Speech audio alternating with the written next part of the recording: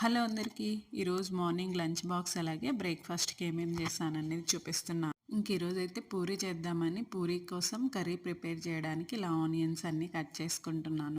పూరీలోకొచ్చేసి బొంబాయి చట్నీ చేస్తున్నాను. లేవంగానే పిండి తడిపేసి పెట్టేసుకున్నాను. ఇంక తర్వాత ఈ ఆనియన్స్, పచ్చిమిర్చి, టమాటా అన్నీ కట్ చేసి పెట్టేసుకున్నాను. ముందు పిండి తడిపి పెట్టేసుకుంటే అది నానతా ఉంటుంది గదా! అందుకని చెప్పేసి పిండి తడిపేసుకొని రైస్ నానబెట్టేసుకున్నాను పాప కోసం. ఇంక తర్వాత స్టవ్ పైన కర్రీ వేసేసుకుంటే ఇది మగ్గుతా ఉంటుంది. ఇది మగ్గేలోపు మళ్ళీ నేను ఒక పూరి కూడా తిక్కేసుకున్నాననమాట. ఒక సైడ్ ఆయిల్ గూడా పెట్టేసాను. పూరి చేశానంటే మోస్ట్‌లీ పూరీలోకి నేను ఈ బొంబాయి చట్నీనే చేస్తాననమాట. ఎందుకంటే పిల్లలు కూడా బాగా తింటారనమాట. ఇదైతే పూరీకి చట్నీ ఇలాంటివంటే కొంచెం పిల్లలు కష్టం తినడం. ఈ కర్రీ బాగా తింటారని చెప్పేసి ఇంక పూరి చేసిన ప్రతిసారి నేను ఈ బొంబాయి చట్నీనే చేస్తాను. కర్రీలో అన్నీ వేసేసుకొని వాటర్ వేసి పెట్టేశాను. ఈలోపు ఇది మగ్గుతా ఉంటుంది. ఇంక ఈలోపు పూరి తిక్కేసుకొని పూరీలు కూడా ఫ్రై చేసుకున్నాననమాట ఆయిల్‌లో. పూరీలు కాల్చుకునే లోపు ఇంక ఈ కర్రీ కూడా మగ్గిపోయింది. ఇంక ఇందులో శనగపిండి, చివరగా కొంచెం వాటర్ వేసి కొత్తిమీర కూడా వేసేసుకొని కర్రీ దింపేసుకున్నాను. ఇంక ఈరోజు లంచ్ బాక్స్‌కొచ్చేసి పాపకి పుదీనా రైస్ చేస్తున్నాను.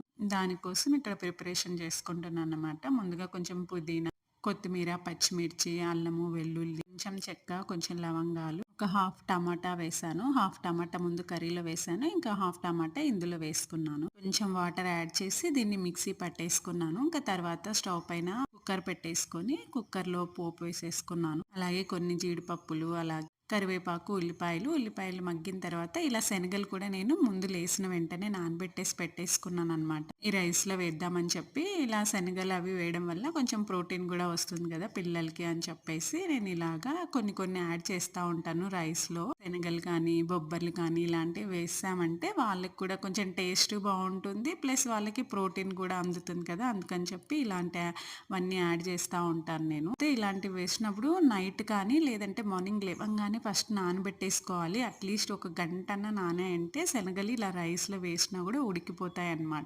లేదంటే రైస్ ఉడుకుతుంది కానీ శనగలు గట్టిగా ఉంటాయన్నమాట. అందుకని చెప్పి బాగా నానబెట్టేసుకోవాలి. కుదిరితే నైట్ నానబెట్టేసుకుంటే చాలా బెటరు. పుదీనా రైస్ కొంతమంది ఏం చేస్తారంటే ముందు రైస్ ఉడకబెట్టేసుకొని పోపేసుకొని పుదీనా పేస్ట్ వేసి అది ఉడికిన తర్వాత రైస్ అందులో మిక్స్ చేస్తారు. నాకు అలా చేస్తే స్మెల్ పచ్చిగా వచ్చినట్టు అనిపిస్తుంది అనమాట. ఇంకా పిల్లలు కూడా అలా చేస్తే తినరు ఆ స్మెల్‌కి అని చెప్పేసి నేను ఇలాగా పుదీనా రైస్ అన్ని పోపేసేసుకొని కుక్కర్‌లో పెట్టేస్తాను. దీనివల్ల స్మెల్ ఉండదు. టేస్ట్ కూడా బావుంటుంది. ఈరోజు లంచ్ బాక్స్‌కి పుదీనా రైస్, స్నాక్స్‌కి వచ్చేసి మ్యాంగో పెట్టాను. వీడియో ఎలా అనిపించింది? వీడియో నచ్చితే ప్లీజ్ లైక్ చేయండి. ఇలాంటి ఇంట్రెస్టింగ్ వీడియోస్ కోసం నా ఛానల్